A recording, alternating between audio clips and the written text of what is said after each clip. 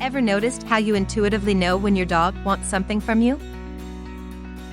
That means she has successfully learned how to communicate with you. Dogs are adept at using their body and facial expressions to get their point across to their owner.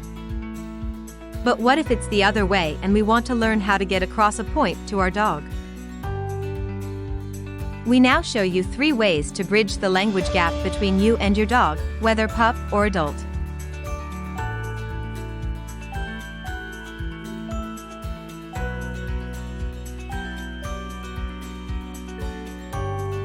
Marker training is a technique used by dog trainers to mark or alert a dog she just performed a desired behavior.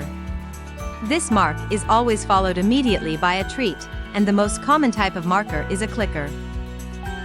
Used properly, clickers can accelerate dog obedience training in a way not possible with traditional methods. What makes clickers a valuable training tool is it dovetails with a dog's natural associative learning ability. With clicks, you can better communicate to your dog in a binary way of what works and what doesn't.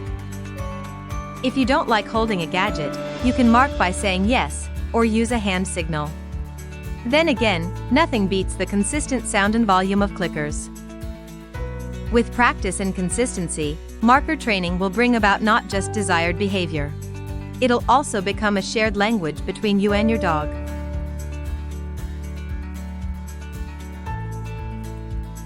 Dogs' brains are wired mainly to receive and process commands, or cue words.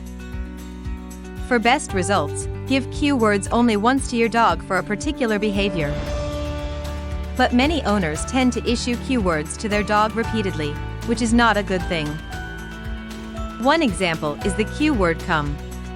It's one of the most important commands a dog can learn, that can potentially save his life. Yet it's not uncommon to see owners at dog parks issuing this command a few times. Why? This probably came about because somewhere along the way, owners forgot to mark that behavior with treats or praises.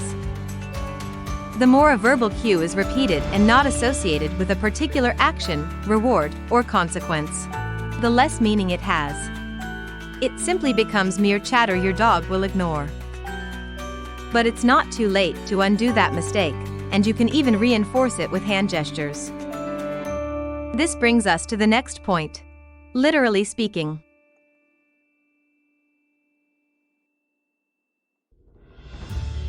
It's been proven we can communicate with dogs through physical gestures like pointing.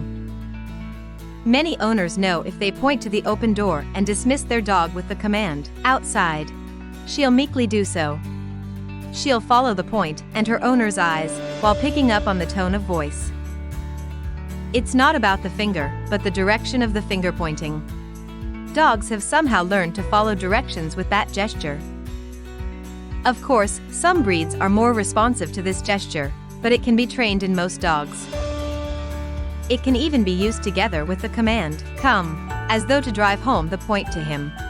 Pun intended. With thousands of years by our side, especially in hunting and herding, dogs have developed an ability to recognize gestures.